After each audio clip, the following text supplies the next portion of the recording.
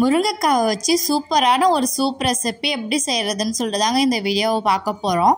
இது குழந்தைங்களேன்னு பெரியவங்க வரைக்கும் எல்லாருமே குடிக்கலாம். இரும்பு சத்து கம்மியாக இருக்குது, கால்சியம் சத்து பிரச்சனை இருக்குன்றவங்க ரெகுலராக குடிச்சிட்டு வந்தால் கூட ரொம்ப நல்லதுங்க. சரி வாங்க எப்படி செய்கிறதுன்னு பார்க்கலாம். அதுக்கு நான் முருங்கைக்காய் எடுத்திருக்கேன். சூப்பாக செய்ய போகிறேன்றதுனால கொஞ்சம் முத்துனதாக இருந்தாலும் பரவாயில்லைன்னு சொல்லிட்டு எடுத்துருக்காங்க. இது 3 பேருக்கு தேவையான அளவு குவான்டிட்டின்றதுனால 3 டம்ளர் தண்ணி சேர்த்துக்கிறேன். இதில் கொஞ்சமாக ஜீரகம், அது கூட மஞ்சத்தூள் சேர்க்கறதுனால உங்களுக்கு நல்லா ஆன்டிபயோட்டிக்காகவும் இருக்கும். டேஸ்ட்டை கூட்டி கொடுக்கறதுக்காக கரம் மசாலா ஒரு 1/4 ஸ்பூன் தான் சேர்த்துக்கிறேன்.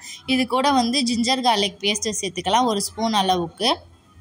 கொஞ்சமாக புதினா இலை சேர்க்கறதுனால மட்டன் சூப் டேஸ்ட்டுக்கு அப்படியே இருக்குங்க. இது கூட கொஞ்சமாக மல்லித்தலை சேர்த்துக்கலாம். மல்லித்தலையை கட் பண்ணி போடாத கையால் கிள்ளி போட்டு பாருங்கள், டேஸ்ட் ரொம்பவே அட்டகாசமாக இருக்கும். இது எல்லாத்தையுமே சேர்த்து நல்லா ஒரு மிக்சிங்க்கு கொடுத்துக்கலாம். இதுக்கு எண்ணெயே தேவையில்லைங்க. இது 0 ஆயில் ரெசிபி தான். இது கூட கொஞ்சம் போல் கருவேப்பிலை, அது கூட நீல வாக்கில் கட்டி வச்சுருக்க முருங்கைக்காவை தண்ணி நல்லா சூடாகினதுக்கு அப்புறமா நம்ம சேர்த்துக்கலாம். இப்போ பாருங்கள், ஓரளவு தண்ணி லைட்டாக கொதிக்க ஆரம்பிச்சிடுச்சு. நீல வாக்கில் கட் பண்ணி வச்சுருக்கிற முருங்கைக்காவை சேர்த்துக்கிறாங்க. சேர்த்து நல்லா கொதி வந்ததுக்கு அப்புறமா தேவையான அளவு உப்பு சேர்த்துக்கலாம். உப்பு கொஞ்சம் கம்மியாகவே சேர்த்துக்கோங்க, பார்த்துட்டு லாஸ்ட்டாக வேணாலும் இன்னும் கொஞ்சம் சேர்த்துக்கலாம். இப்போ இது எல்லாத்தையுமே ஒன்று சேர நல்லாவே மிக்ஸ் பண்ணி விட்டுக்கோங்க. மிக்ஸ் பண்ணி விட்டதுக்கப்புறமா இதை குக்கரில் விசில் விட்டுக்கலாம்.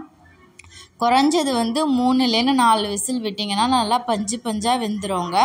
மறக்காமல் இதே மெத்தடில் நீங்கள் ட்ரை பண்ணி பாருங்கள். இதோ பாருங்கள், 1 விசில், 2 விசில், 3, 4ன்னு சொல்லிட்டு நான் 4 விசில் விட்டு எடுத்துக்கிறேன்.